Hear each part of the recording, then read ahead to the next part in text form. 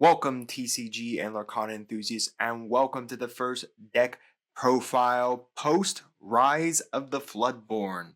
Yes, on November 17th, LGSs everywhere got Rise of the Floodborn. A set that's very interesting because, it has floodgates, it has power creep, and all the fun that we all enjoy in card games.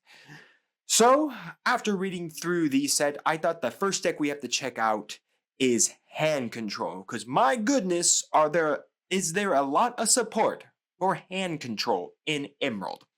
So anyways, this is Emerald Steel. This deck comes courtesy of PhoneTick. Check the link down in the description below for his video. He actually goes through a bunch of different decks that are good for day one release of Rise of the Floodborn. Now, I will say hand control, I think, kind of can go through a couple of iterations here. Of course, like I said, this is with the Steel engine, but I think you can use the Amber engine as well, utilizing You Have Forgotten Me to hand control your opponent for 2, as well as using some of the older Emerald cards, like the one about 𝐒𝐍𝐉𝐎𝐾, that discards a card from your opponent's hand. And also there is Hypnotize, which discards a card from your opponent's hand as well. So there's a lot of interesting hand control cards that we can throw in these decks. So I don't think this is the definitive version of hand control right now, but I'm 100% say this is a good start for a hand control deck. And of course, as Rise of the Floodborn evolves throughout its time period until set 3 drops into the format, we may see hand control evolve into a more powerful version of what it is. Maybe it's using the Amber engine as its definitive engine. Maybe it's playing that 𝐒𝐍𝐉𝐎𝐾 song. Maybe it's playing Hypnotize. Maybe it's playing, like I said, in the Amber engine, so you can play You Have Forgotten Me.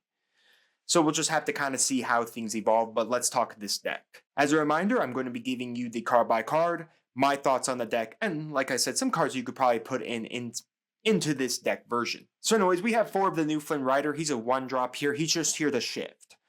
That's pretty much it. We have 2 Captain Hook for his challenging ability, 4 of the Flynn Rider that discards when your opponent challenges it. We have 4 Cheshire Cat because we are playing the shift Cheshire Cat. But again, this is also still an annoying card. A body that basically will banish whatever challenged it and will quest for 2. Prince John here is never to really quest. He has the ward, which is really, really nice. My goodness, I don't know why he needs the ward, but the ward is so good with him.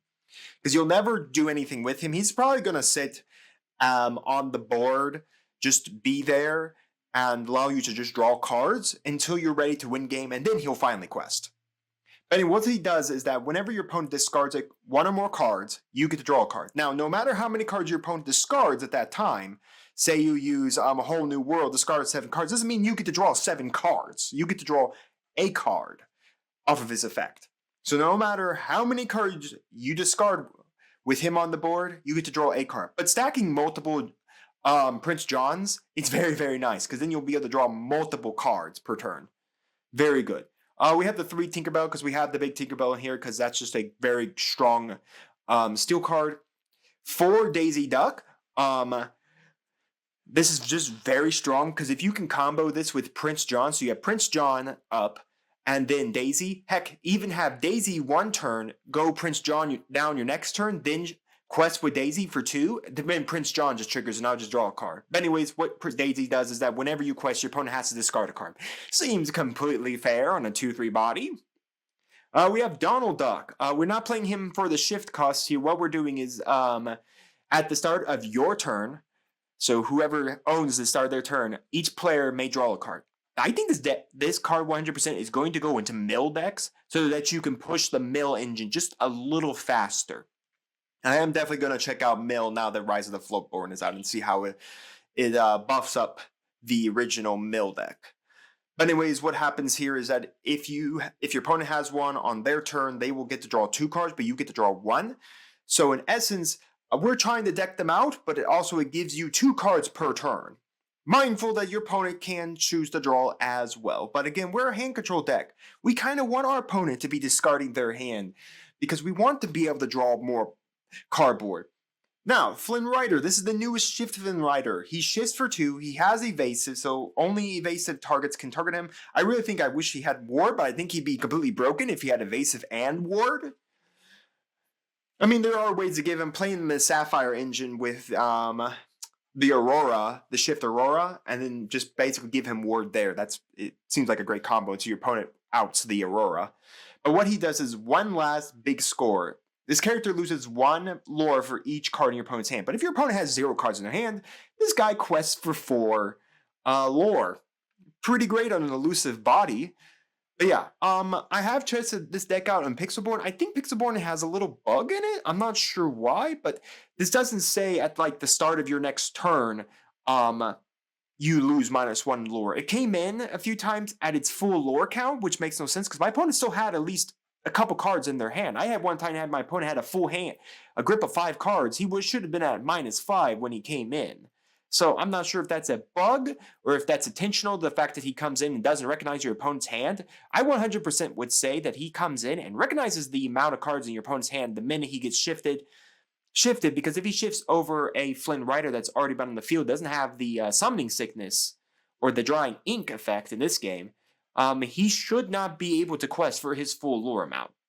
So just be cautious around that if you're playing Pixelborn and you see this card right now, having his full lore amount when your opponent has like a grip of 6 cards in his hand, he probably shouldn't be able to quest at all.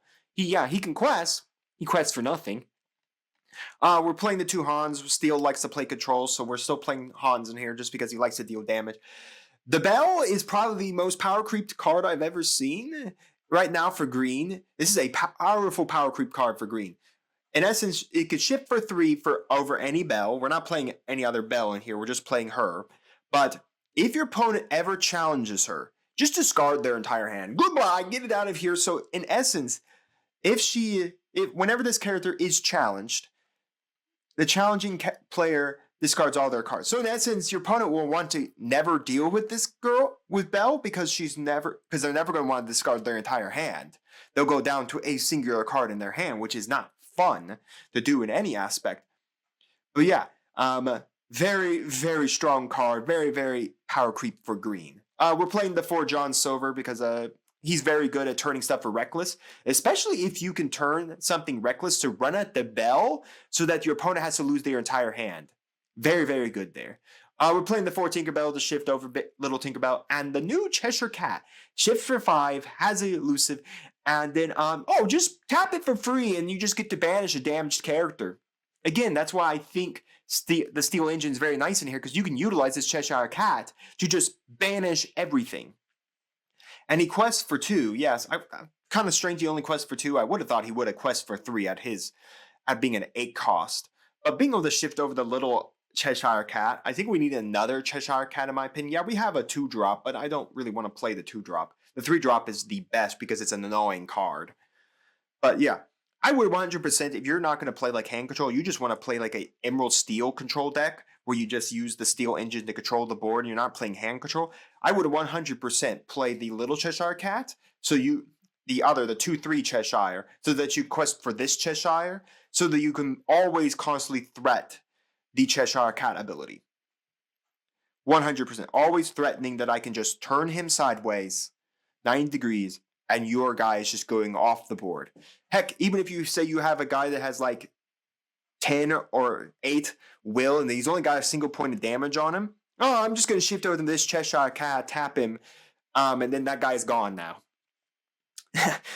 Pretty strong card, I will say. We're running 2 Smash because we are playing hand control. You got to play the best hand control card around. A whole new world. Now, mind you, even though if your opponent has like 6 cards in their hand or 5 cards, Little John only draws you 1 card for discarding their entire hand. But still, very strong. And of course, we're playing a steel deck. We have Grab Your Sword. So overall, this deck is very, very good. If you can get the engine going of Daisy and Prince John, and even the Flynn Rider, or heck, even throwing up the bells, this deck is just very strong at just slowly whittling your opponent's hand away, just making sure they can never play, or whatever they could play is either going to have to go to their ink well, or they're going to have to cast it. The problem is if they draw something that's big, that can't be inked, and they don't have the ink to play, it's a dead card in their hand. We will just go, Daisy, get rid of it, and draw. Now, mindful that the Donald Duck is impactful to your opponent as well because they will get a draw, but they only get one draw while we get two. So stacking multiple of these Donald Ducks, so say for instance you get two of them down, you will draw 3 cards. 2 for the off the Donald Ducks, 1 for your draw for the turn. In essence, this allows you to continually draw in stuff you need, like whole new worlds. And what's even worse about this is because we can draw so many cards, and because we have Belle, John, Silver, Tinkerbell, and Cheshire to sing a whole new world. Say we gave our opponent like a hand of 6 cards, thanks to say some Donald Ducks. Oh, we just go a whole new world, get rid of that entire hand. Those Donald Ducks did them nothing. Now, mindful that that does affect us as well, but I mean, if we threw a card into the inkwell and all of that, and then sang the card and drew a whole new hand of 7, still not bad. Again, if we have Little John now, we can draw 1 more. But be mindful not to try to deck yourself out with like Little Johns, because Little John is not required you to do it. Neither is Donald Duck. You may draw a card and you may draw a card, so be cautious around not trying to deck yourself out with this deck's ability to hand control your opponent. Anyways, cards to throw in here.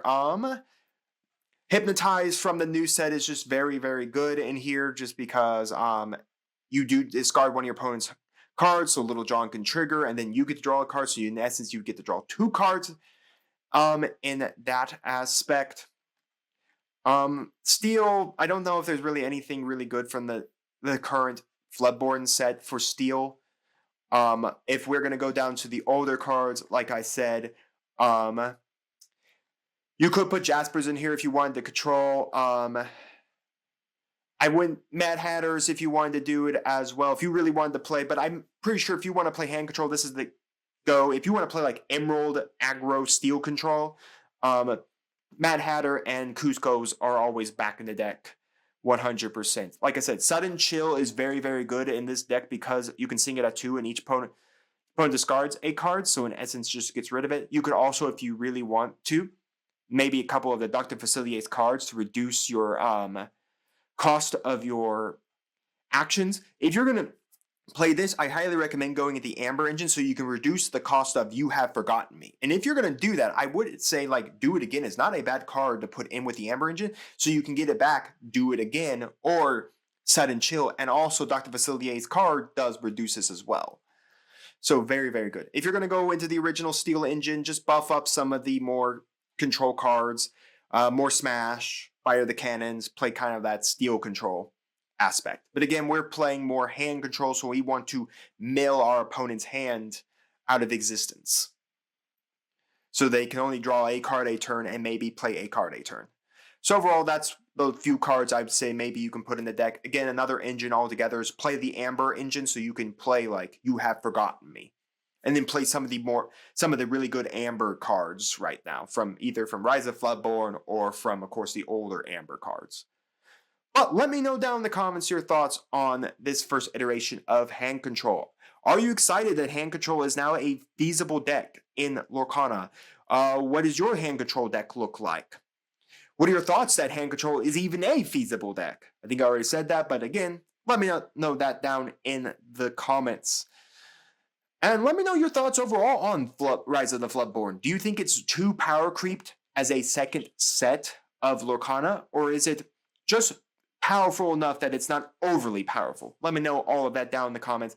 And while you're commenting, do make sure to like the video, subscribe to the channel, and ring the bell so you get notified when my videos go live for you. And we'll see you here next time on Mama Dragon's TCG.